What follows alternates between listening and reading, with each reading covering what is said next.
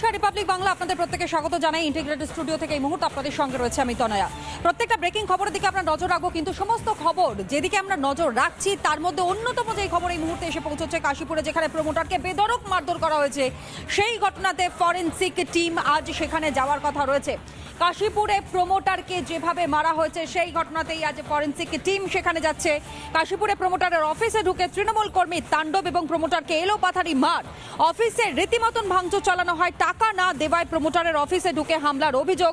আর সেই অভিযোগের সামনে আসার পরেই মূলত ফরেনসিক টিম সেখানে যাওয়ার কথা, এবং ফরেনসিক টিম আজকে সেখানে গিয়েই মূলত সমস্ত রকমের তথ্য সংগ্রহ করবে। গত 13 তারিখে সেই ছবি দেখাচ্ছে আপনাদেরকে, যেখানে দেখতেই পাচ্ছেন বেশ কয়েকজন বাইকে করে এসে তৃণমূল আশ্রিত দুষ্কৃতী, এরা যেমনটা অভিযোগ প্রমোটারের তরফ থেকে করা হচ্ছে। সিসিটিভি সেই ফুটেজ এই মুহূর্তে আপনাদের সামনে। প্রমোটারকে কিভাবে বেধড়ক মারধর করা হয়েছে, তার জামা কাপড় ছেঁড়া হয়েছে পর্যন্ত।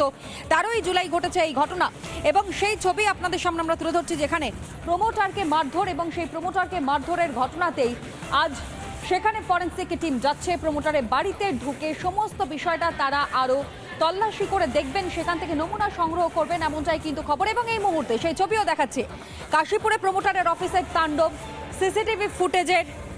সিসিটিভি ফুটেজ যেমনটা দেখতে পাচ্ছেন, মাটিতে ফেলে, মেঝেতে ফেলে রীতিমতন মারধর করা হয়েছে সেই প্রমোটারকে, যে ছবিও রিপাবলিক বাংলা আপনাদের সামনে তুলে ধরছে। এবং এক্ষেত্রেও রানার কথা উঠে আসে, অর্থাৎ জয়ন্ত সিং ঘনিষ্ঠ এই রানা, যেই রানার খোঁজ চালাচ্ছিল এতদিন ধরে পুলিশ আধিকারিকরা, সেই জয়ন্ত সিং এর প্রভাব খাটিয়ে কার্যত মারধর করা হয়েছে, টাকা চাওয়া হয়েছে, এমনটা অভিযোগ প্রমোটারের তরফ থেকে করা হয়েছিল।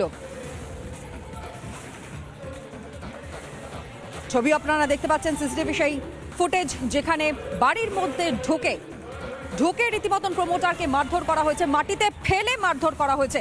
সৈকত আমাদের প্রতিনিধি এই মুহূর্তে আমাদের সঙ্গে রয়েছে। সৈকত, একটু বিস্তারিত আপডেট তোমার থেকে নেব। ফরেনসিক টিম আজ সেখানে যাওয়ার কথা রয়েছে, তারা ইতিমধ্যে সেখানে পৌঁছে গিয়েছেন কি?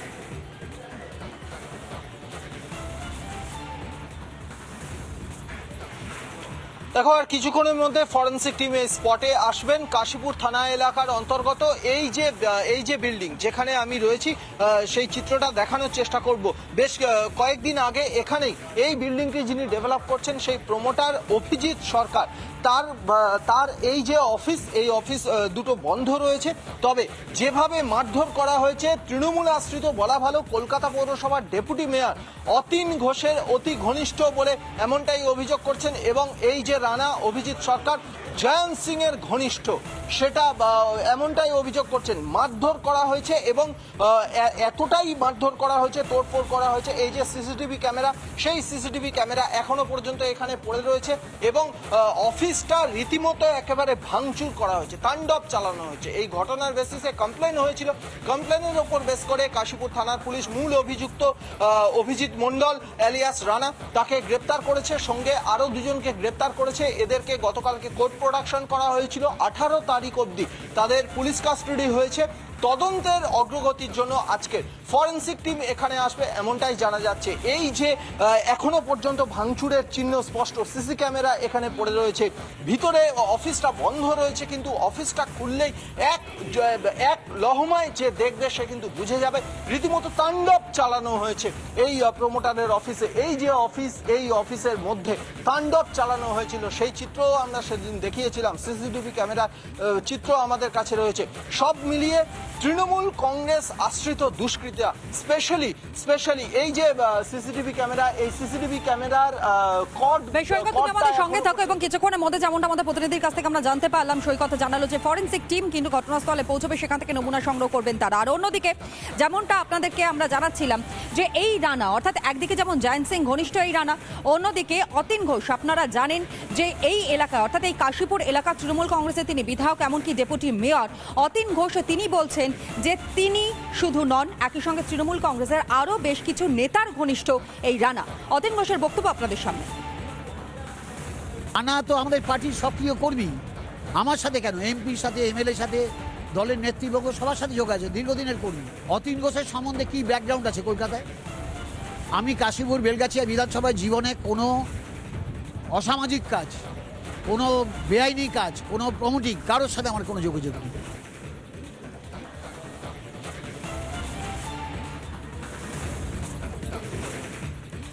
অতীন ঘোষ তিনি স্পষ্ট করে বলছেন শুধুমাত্র তিনি নন, একই সঙ্গে তৃণমূল কংগ্রেসের এইরকমই বহু হেভিওয়েটের নেতা যথেষ্ট ঘনিষ্ঠতা ছিল, রানাকে তারা চিনত এবং সেই রানাকে ইতিমধ্যে গ্রেফতার করা হয়েছে। আপনারা জানেন যেই রানার নাম উঠে আসে জয়ন্ত সিং গ্রেফতার হওয়ার পর।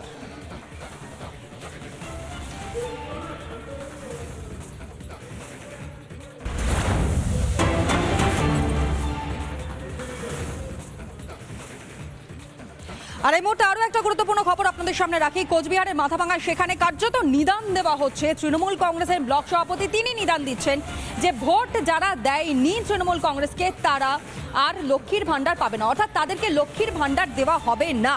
আর যখন এই বক্তব্য সামনে আসছে তখনই মূলত প্রশ্ন একগুচ্ছ উঠে আসছে যে লক্ষ্মীর ভান্ডার দেওয়ার জন্য শুধুমাত্র তৃণমূল কংগ্রেস করতে হবে।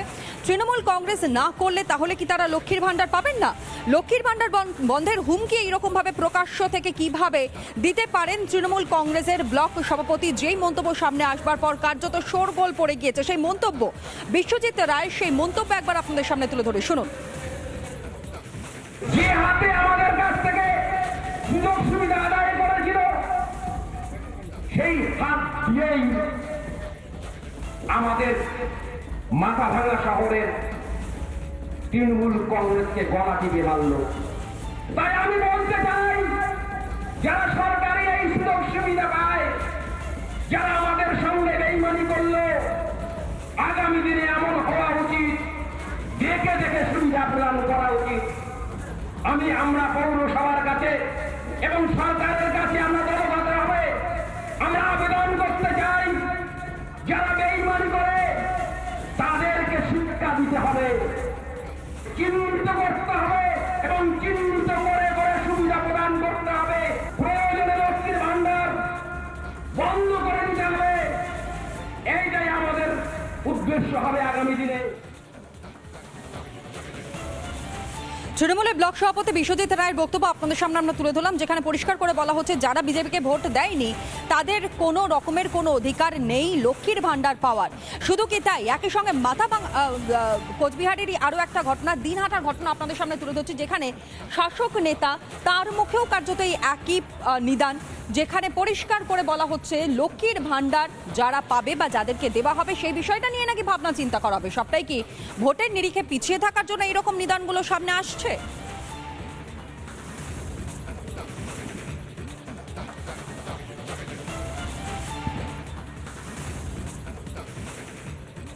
যে ছবিও আপনাদের সামনে আমরা তুলে ধরছি, দেখতেই পাচ্ছেন একটার পর একটা বিতর্ক এবং যেভাবে নিদান দেওয়া হচ্ছে, স্পষ্ট করে বলে দেওয়া হচ্ছে যে লক্ষ্মীর ভান্ডার যারা পাবে তারা তৃণমূল কংগ্রেস করতে হবে এবং যদি তৃণমূল কংগ্রেস কেউ না করে, যদি তৃণমূল কংগ্রেসে ভোট না দেয়, তাহলে লক্ষ্মীর ভান্ডার তাদেরকে দেওয়ার ক্ষেত্রে দ্বিতীয়বার ভাববে সরকার, কারণ তৃণমূলের সরকারই নাকি এই লক্ষ্মীর ভান্ডার প্রকল্প এবং সেই অর্থ প্রত্যেকের ঘরে ঘরে পৌঁছে দিচ্ছে, আর সেই কারণের জন্যই ভাবনা চিন্তা করবার সময় এসে গিয়েছে। আর এই মন্তব্য বা এই বিতর্ক যখন সামনে আসে তখনই কার্যত বিরোধীরা তারাও সোচ্চার হয়েছেন যে নির্দিষ্ট কোনো রাজনৈতিক দলের কর্মী যারা রয়েছেন তারাই কি লক্ষ্মীর ভান্ডার পাবেন, সরকারের সমস্ত রকমের সুবিধা কেবলমাত্র কি তারাই পাবেন।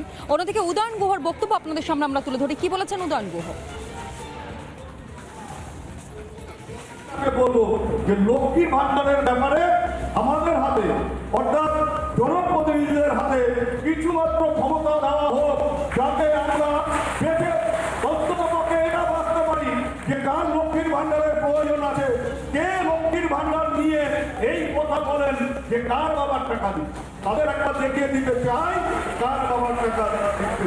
ভোট দেওয়ার সময় পদ্ম ফুলের ছাপ দেবে, তাদের ব্যাপারে নিশ্চয়ই জেলা সভাপতি সহ অন্যরা বিশেষভাবে চিন্তা করবেন।